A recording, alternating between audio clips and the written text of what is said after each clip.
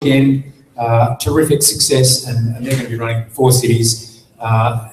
It's a real case study in how to create something that wasn't there and wasn't going to happen. Can you please make welcome Zane Prickett? Yeah, thanks, Brett. Appreciate it. And it's a bit of a tough act to follow from the last presentation. I think mine's all right, but the last presentation and the last group had a much more interesting and long-term topic to discuss. So working with corporates. This is actually a good that it's down to 30 minutes. I only got 25 slides, so I'll go through it quick. Oh no, I deleted. No, I didn't. Okay, hold on. All right. So who I am, I'm a founder of UnEarthed, which we'll basically talk about in red. Also have a company in the resource space, dataresource.com.au, and then I helped start up and kick off the first GovHack here, and I'm a user of the word awesome. This was me. This is the one funny photo I have. That's back when I had to work in Egypt. Back when I had to work in Egypt as well. So this is kind of how this came about and how we started working with corporates. I was working in a large company for a long time, 8.5+ years, in a large oil and gas service company.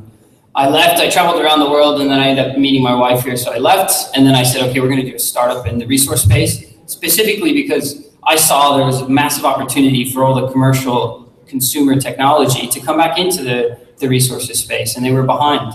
And so I said, let's do something to do that. And I formed a company and I built a product. It was specific on drilling and drilling efficiencies and how to better manage that and see your data, see where you're inefficient. And I built this thing, and then I started talking to them, and no one would even talk to me. And didn't meet any of the procurement requirements, didn't meet any of their basic minimum requirements, so they wouldn't even get me in the door. And I'm like, hold on, I have 8.5 years in the industry, I know what I'm doing. Why aren't you guys talking to us? And they just had a barrier to all startups into that basic, low-level, small team, fast innovation. They didn't know what to do. So we said, what could we do? So in the meantime, I started working heavily within the Perth startup scene. I helped kick off the first GovHack, which we organized in less than 6 weeks, which was a great fun. And what I saw was, man, there's awesomeness in Perth. There's an amazing amount of talent here. I put on the bottom here, so Perth in the first GovHack won 33% of the national prizes. So we did better than Sydney, better than Melbourne. And it wasn't because we had an amazing amount of developers, it was because the talent was quite high and they produced awesomeness on the weekend. So I said, is there a way that we can take that and what's really happening at a ground level and that innovation, and then go back to the resource sector and say, hey, open up. You don't have all the answers. You need to be working with this crowd. And so I thought about it some more, and I said, oh, we got lots of rocks, we got lots of oil in WA. Let's think if we can add that awesomeness into that and then create something that actually works. So we first formed an organization. It was myself, Justin Strkrsky, who also has a startup in the resource space and also ran into the same problems. And then we found another guy in the mining companies, a head of innovation that hated how slow innovation was coming into the resources sector. So we all formed together and we said, we can do something. And so we formed RIT, Resource Innovation through Information Technology.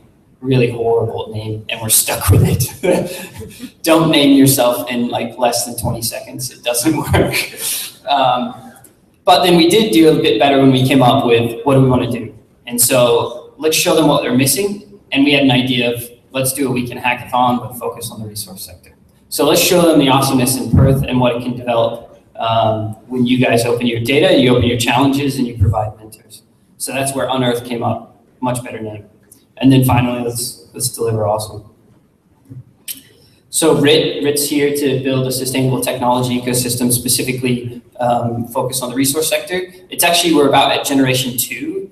West Perth, over 40% of the mining software in the world is produced in West Perth. There's a ton of developers that are here focused on the resource sector, but it's kind of Gen 1, a lot of desktop, and now we're really moving into Gen 2, and we really want to see that continue to come from Perth and come from Australia in general. If it doesn't come from here, it will come from somewhere, and we don't want that to happen. So we did a hackathon. What are hackathons? 54-hour events, open data from the industry, could be GovHacks, open data from the government. and mentors. And then developers get to innovate and create what they want, and then there's some prizes and recognition at the end. So this is really where we changed rules for the resource sector. We told them coming in that all their data had to be open. We told them that clearly they had to scope the challenges, not the solutions, which was quite challenging. So they were like, oh no, I know what it's gonna be. It's gonna be X, Y, and Z exactly, and that's what you're gonna want. And we're like, no, that's not gonna happen. You need to scope the challenge. You need to tell us what your issue is, and when you come and you speak to the developers, you need to talk about the problems. Don't talk about the solutions, because you actually don't know what they're developing. You have no skills in their expertise. And then also, if you scope the solution, it looks like cheap procurement, and that's crap. That's not fair for both sides. There's a case over on the East Coast, the Opera House, that did an Opera House, the Sydney Opera House hackathon. And in the agreement, they had it that they own the code of whatever came out of that weekend. And so they wanted you to come down and hack for a weekend, and then they owned all the code. That's a horrible agreement. That's horrible for both sides. And they were called on it, which was fair. The second is we push very clearly that all the IP is owned by the innovator. So this kind of switches the solution. So they get the challenges, they create awesome prototypes, and they go back to the resource companies with their own IP. So it puts them in a different position to speak to these corporates. The challenges and data are open, so there is no NDAs that are signed before the agreement. There's no expectation of NDAs. We don't get lawyers involved at all. We make sure that we're very clear with them that they can't do anything, any legal agreements before this event goes forward, because it's a tax on innovation at the low level. And then finally, it's open to anyone and any tech. So I was quite surprised the first event, we had 70 plus developers and 50 of them had never worked in the resource industry, which was great. So they brought really new creative ideas. And second, a lot of them brought open source software, which I think was even better. So then we had that idea and we told them that they were going to do it. And then we got corporates to join. A lot of them last minute. We were like just scrambling. But a lot of them ended up, and this is what's not on here, we spoke to not the innovation groups and the technology groups in these companies. They didn't talk to us. We spoke to the operations. So the guys in the operating were like, oh man, I have this problem. And we'll look at some of the problems, but they're like, just solve it. I don't care. I don't want to own IP. I don't care about, just solve it for me. And that's a big deal. And it's true. I mean, a lot of these guys, either mining, oil and gas, or resource companies, they're there to manage that resource, not to build technological products, right? And on a side note here, I do want to give a shout out for the Department of Industry. They were way ahead on the thinking. They were the first ones to come to the table. We presented this idea that we had, and they said, yeah, we'll do match funding. If you guys can get enough funding from the industry, we'll match it and you guys can run the event. Personally, I don't usually go to the government for these things. I don't really believe that they should be the leaders in these things, but they really put a great step forward. So some of the challenges that were submitted, this is from Rio Tinto, and they just grabbed them out from their operations support center. So they have a remote center here in outside of the Perth airport. And they grabbed 3 of their big challenges that they thought. So one was oversized rock detection. I didn't realize this, but this is actually a $100 million a year issue in WA alone. This is billions of dollars a year that was lost on oversized rocks. And then they looked at mobile mapping, and so they knew they didn't have expertise, and they wanted to see what it would look like to bring kind of consumer apps into their workplace specific on their grade block planning, and then some maintenance logic checking. And then we had some outcomes. So we had 70 developers that came down last year, 6 problem sets, and we had some great prototypes. And really, I was, again, Perth has amazing talent. I was so surprised at the quality of all the prototypes. They were all good to great, which was good to see. And we had some winners, and this is kind of what we keep telling people, why you need to be working with a large range of innovators. So first, it was an interesting feedback. We switched this, and I feel like this is shows a good way of how things were switched. This is from a senior manager at BHP, and he says things like, it was a privilege to be part of this open innovation event, this out-of-box thinking. And if you go to them directly, they would never normally say this, but creating this environment where there's a lot of innovation bubbling up and there's great prototypes, working prototypes that come out, they now feel like it's a privilege to come along. That's great. So the real innovation, so there was a winner, and this is Simon and Michael, you've probably seen them around a bit, Newton Labs. And so they looked at a problem, the large boulder problem, which is big. Rio Tinto sits in an operation control center and they have videos playing on their screen. And so they look at that video all day and they see these large rocks go in and they go, no, stop, take it off to the side. And so they thought the solution, this is again, scoping the solution, that solution is going to be, how do I get a computer to look and visually detect that large boulder? That's what they thought. So they submitted a whole bunch of data. So these guys looked at it and they wanted to they just came to the weekend open, never worked in the resource industry, just came and said, okay, let's see what we can do. They saw the hardest problem, which that one was going to be the hardest problem, video detection in the weekend.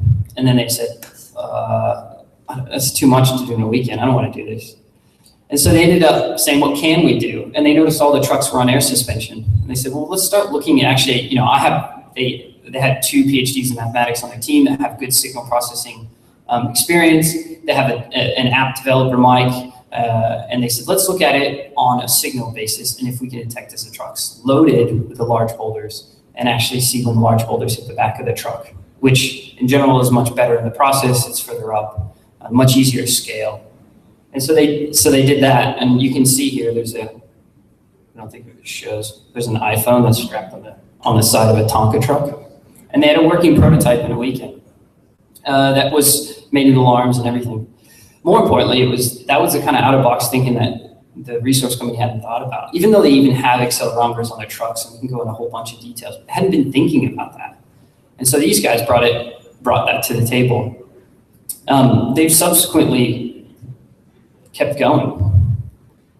So now they have a full, yes, that's an iPhone, but the current generation's not. This one's from last November when they were out on a quarry. And now they're actually back in trials pretty soon with Rio Tinto, with BHPs, and so on. And it's great. I mean, these are really strong technical innovators, and now they're getting that access to that market, and they're going to build out some great products. So what are we trying to build? What we see open innovation, and especially at that ground level, is critical. We think the resource companies need to be more, corporates in general need to be more open. From the beginning, open up their data, open up their challenges. I mean, some are going to be internal, obviously. Some are going to be critical, competitive advantage, and they're going to keep internal. But there's a lot that they should be opening. And then we're going to help run those events, and we are, and bubble the innovation up from the ground. And then so this company, Newton Labs, we've actually accepted them into the technology accelerator UnEarthed, giving them some seed capital so they can buy their equipment and pay their bills. And really trying to get them from prototype to product. So we're also growing. Perth was last weekend, and we'll talk about that. And then we got Brisbane upcoming, Sydney and Melbourne. We got more supporters this year, so more corporates are involved. And this year they were much more involved, much better involved, much better engaged. And we can talk about some of the outcomes on that. So some of the challenges this year were also big. I was always surprised, when you start talking to them, some challenges are kind of small, they want to think, but some of these are really big.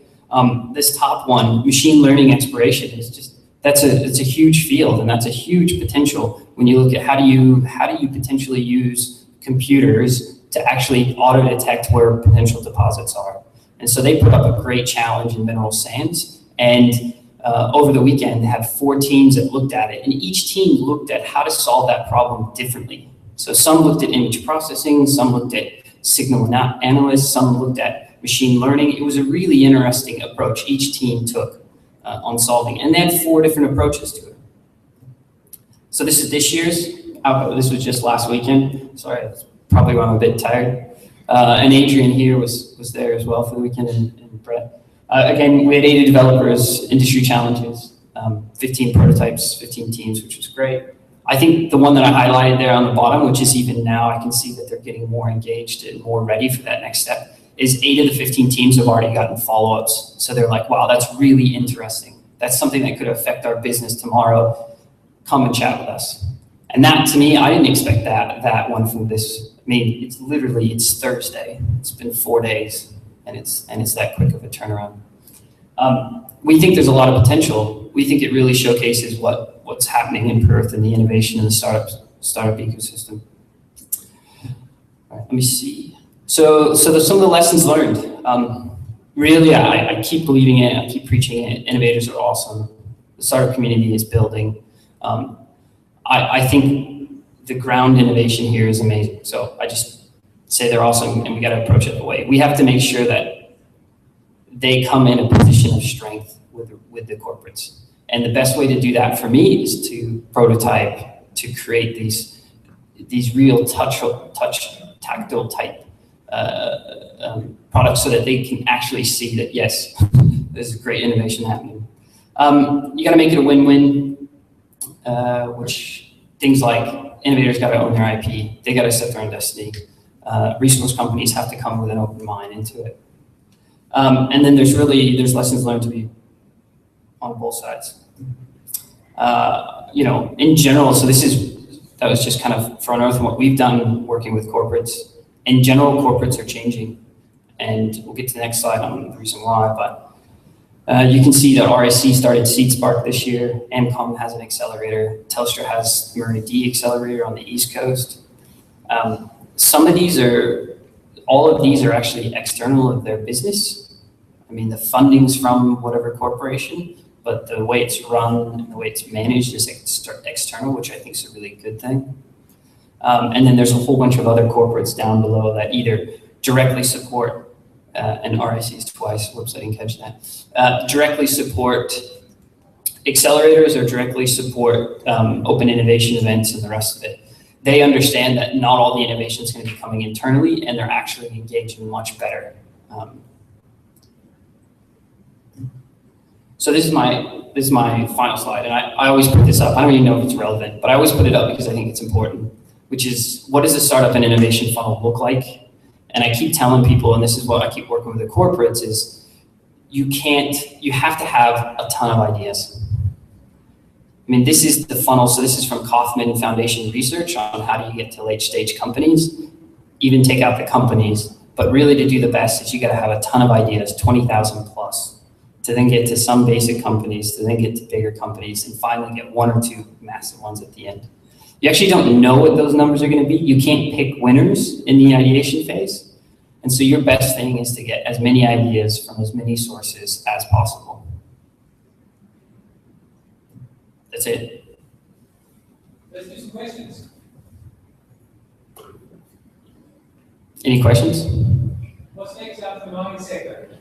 Oil and gas, resource sector. But I think we would like to see, so Australia has a real strength. It does, 20+% of the GDP is in the resource sector. And that's fine that we dig it up and we ship it out, but we shouldn't just be shipping it out. We really should be making sure that we use that to create the next level of companies and innovation. It's better if during that shipping out, we create a company like Newton Labs that then ships their product worldwide. They've already gotten contacted by companies by mines in Africa and so on, and other places around the world. And that's what we'd like to see. Can I see the last slide, please? I was interested in the note at the bottom there. So this is and I really put it super small, but if you go to this is a great report. This report at the bottom from Boundless, it was on Southeast Queensland, and there's a similar one done in Perth, but it's got a lot of really good data on it. And that follows this innovation funnel, and it references a ton of good information from the US, like the Kauffman Foundation studies and so on. Where do you think the seed funding has been coming from to get these companies up and going? So last year we had zero. Sorry? Oh, the question was, where do you think the seed funding is going to come from to kind of get these companies off the ground? Last year we had zero direct seed funding. There was the WA Angels, but past that there was zero. Now we have 5 accelerators. It's been crazy how it's kicked off. I think there's going to be a lot more support from that, what we call that 0 to 1 phase, to really get a product in the market that you can get customers, the initial customers on.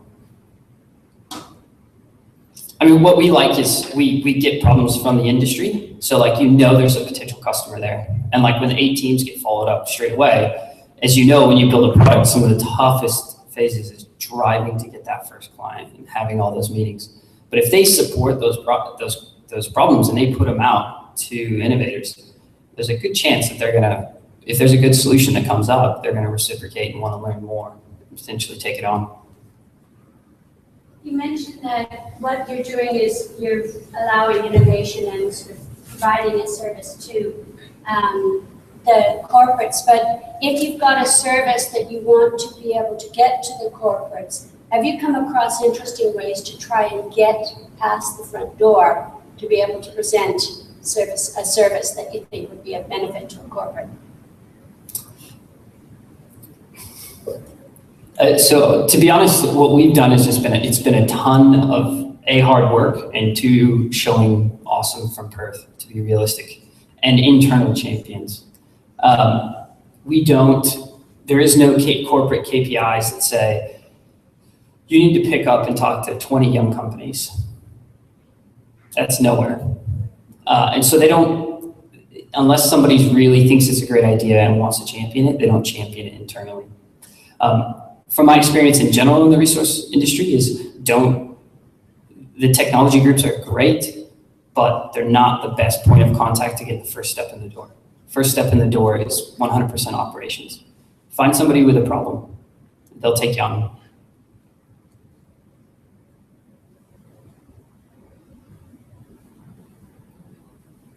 Do you think what you're doing would apply to all sorts of different sectors, like non-profit sector? 100%. I mean, we do. So I help run GovHack, which is non-profit. GovHack has a problem because, and this was my issue with GovHack, is I think it's great. I think there's an amazing amount of innovation comes out. Not much follow-up. It's like the government, like there's great people in the government, great internal champions, but the government doesn't actually have problems. So they don't really engage hard for the next step. So in Queensland, they've done a better job. So part of what we run on this too is like, we continue to tell them, specifically in the government, that they need to be more engaged in this sector. All the other states do better than WA. WA announces a CIO and announces that he's going to be a cost-cutting guy. And I was sad about that. Like that was the main focus of the message, was he's going to cut costs, as opposed to he's going to enable the future, which is really what we need. So the Queensland has a whole innovation. It has we talk about innovation here, it's sub-portfolio of the Department of Commerce. It's kind of tucked away in the corner. In Queensland, it's actually at a ministerial level. And they're working to actually open these problems up, and then they have a 12-week evaluation period where you can do prototypes and they'll help you with them. And if those go forward, I think for me 12 weeks is too long, but if they go forward, they then have a drawn up contract ready to sign. Cool. Anything else? We're done. Would you please thank Zane Prickett? And congratulations. Great, so we're going to take a break for a couple of minutes and set up in this room again. And we'll be back for the Is It Just You session, which is the group map session that I'll be hosting. And it's morning tea as well, so feel free to grab a coffee and bring it back here, or enjoy morning tea the way you would normally do it. Bye for now.